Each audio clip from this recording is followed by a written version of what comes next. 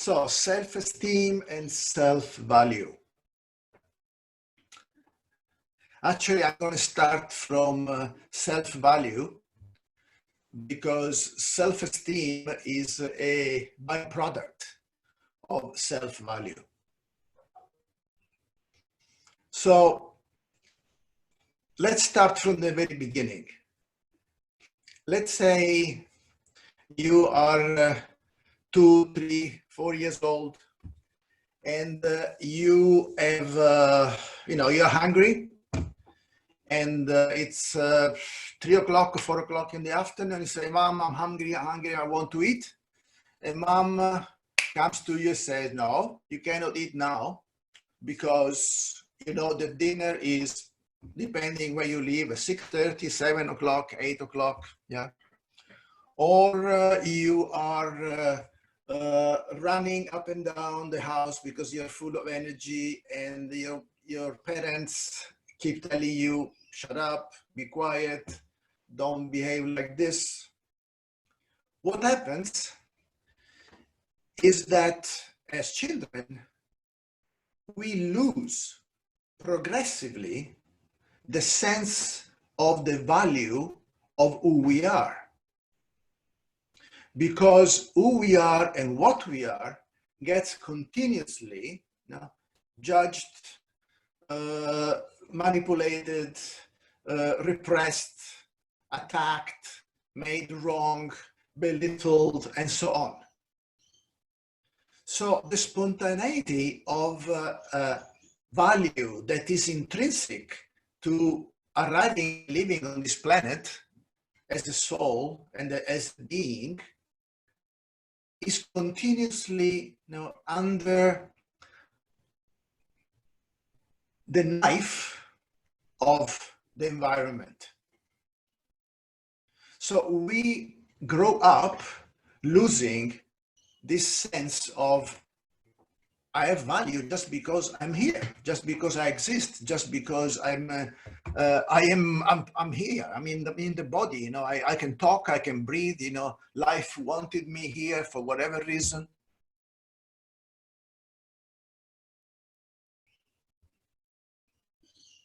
So what we learn out of that continuous pressure is that our value is not intrinsic to ourselves, but it's something that has to do with the reflection that we receive from people around us, especially people that are in a position of authority.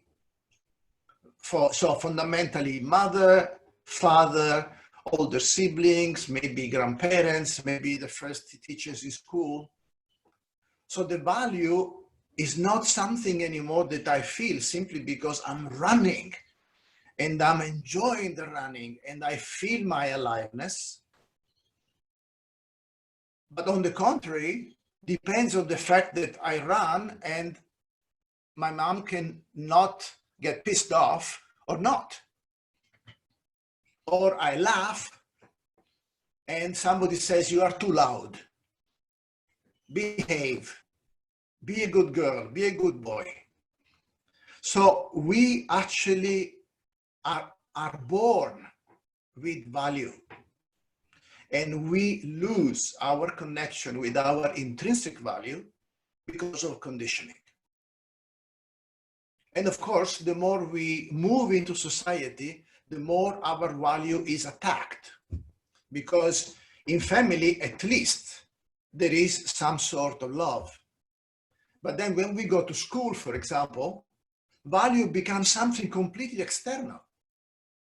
We have value if we get good grades, if we behave in a particular way, if we don't fail a test. So value becomes something completely out of me, of each one of us. It becomes something that somebody else with their ideas and their programs will decide if I have value or not. Now, I remember an interesting thing, like when I was a kid, I was not good at school. I hated school. So of course, I was like, not good. You know, I at the end of each year, with many efforts, most of the time I passed. Not all the time, but I passed. But every time that my mom would go to the teachers, they would tell them, all of them, is intelligent, but he doesn't really apply himself. That was the standard line, which was true. I didn't apply myself because I didn't give a damn about school. I didn't care about what they were teaching and how they were teaching. But my value was in that phrase. He's intelligent, but he doesn't apply himself. So theoretically, I should be completely a failure, which I'm not. Because I am myself. And I don't give a fuck if other people give me value or not. Because all these years of meditation and the practice has given me the understanding, the practical understanding, that I am the only one that can decide and feel my own value. It's something internal. And again, if existence wants me here, I trust a million times more the intelligence of existence, of God, of the absolute or primary energy, you can call it any way you want, that any kind of reflection from anybody else. Now, of course, this is has been in the past often judged as arrogance. Yes. To be oneself means to embrace completely a very arrogant position, arrogant in the eyes of society. I am the only one who can decide what is my value and how my value manifests. Now, if we move into self-esteem, I simply ask you, how is possible to have self-esteem if my value is completely conditioned to be dependent from other people? It's actually an existential impossibility. Because to be able to have self-esteem, I need to have self-value. I need to recognize that this value is intrinsic to me.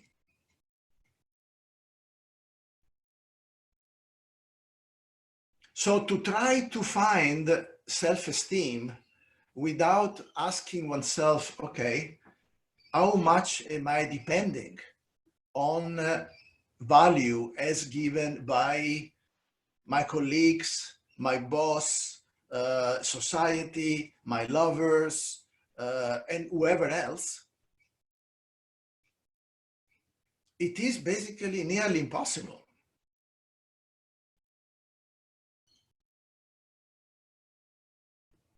So I would like that you, for a moment, you just close your eyes for a second. I can't see you because now everybody is pretty much in darkness, which is okay. And but close your eyes for a moment and just ask yourself, and look into this association. Is it possible that I have a clear, solid, alive sense of self-esteem if I don't have self-value? Or if, to be more precise, if my self-value is completely or mostly dependent from the acceptance, the reflection from other people. Notice what happens inside when you ask yourself this question. Because I find it completely impossible to solve the question of self-esteem if I'm not willing to address the question of self-value and how much I depend on other people approving of me. Now, of course, if I depend from other people approving of me, I'm putting myself in the same position of the little girl, of the little boy, waiting for approval from parents. And internally, that approval of parents means the approval of my inner judge, of that authority figure inside that tells me how I should be, how I should not be, which basically is a measuring of my value. So if I behave how I am told from the inner voice that says, you know, sit straight, Avigal, come on, don't slouch, yeah? Come on, be straight, show no authority and all this kind of bullshit, then therefore, if I behave in that way, I have value. And that, so maybe I'm tired, maybe I want to collapse, maybe I just want to relax on the chair. And what starts inside is an inner conflict, because there are two different positions. One is, oh, I just want to feel myself relaxed without putting any stress on my body. And another part, which is what we call the inner judge, that says, come on, stay straight, you know, put out your chin a little bit so that you get a little bit tight, make your chest a little bit bigger, whatever bullshit this part is, this inner judge is telling me.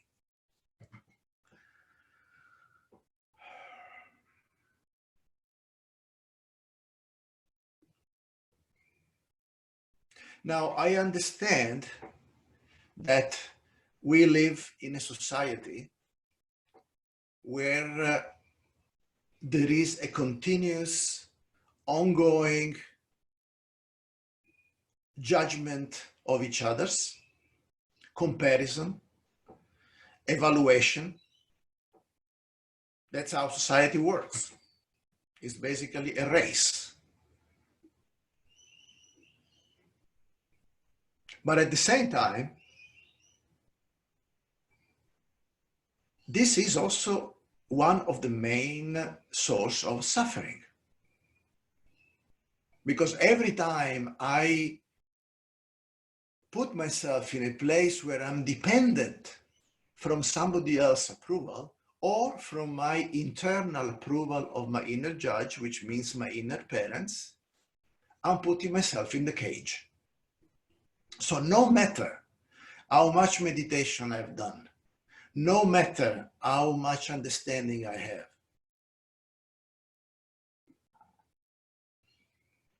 if I keep believing, for example, that, oh, when I'm going to be enlightened, everything is going to be all right. This is your judge speaking. This is my judge throwing the net to catch me. Because basically the message is, you are not good the way you are now. And that's the foundation of every self-judgment, of every judgment that we have for other people. I am not okay the way I am. You are not okay the way you are. You should be different. I should be different. And this points to the most fundamental functioning of mind: rejection and hope. I reject what I am and I hope for something different. I reject what is in life and I hope for something different. I reject who you are in a certain moment and I hope for something different. This is pure schizophrenia and is suffering.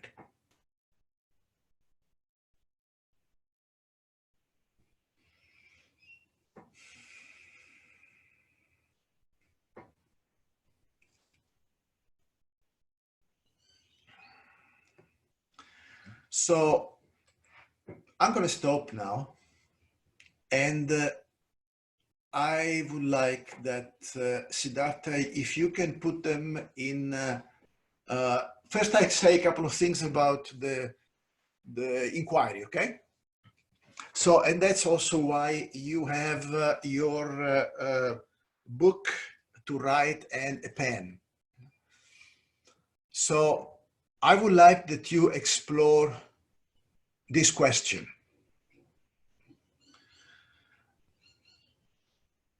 How do I perceive my self-value?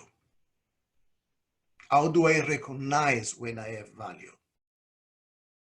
How much do I make it dependent from other people's acceptance? And try to do this gently. Try to do this lovingly. It's not about judging yourself. This is what we learned. This is what conditioning is about.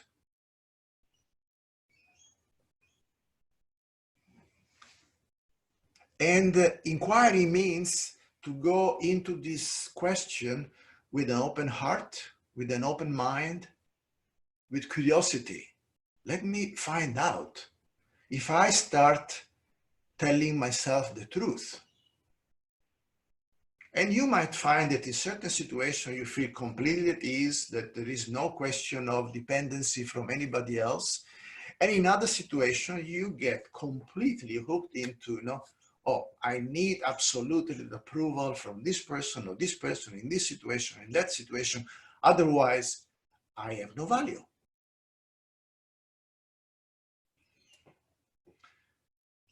And this is a very common thing. We all share it. There is nobody special in this. So the inquiry is about this question, and you're going to be in couples, and Siddhartha in a moment is going to put you in virtual rooms. So you're going to have a partner. Then after 10 minutes, the person that was communicating is listening, and the person that was listening goes into communicating. So it's 10 minutes and 10 minutes.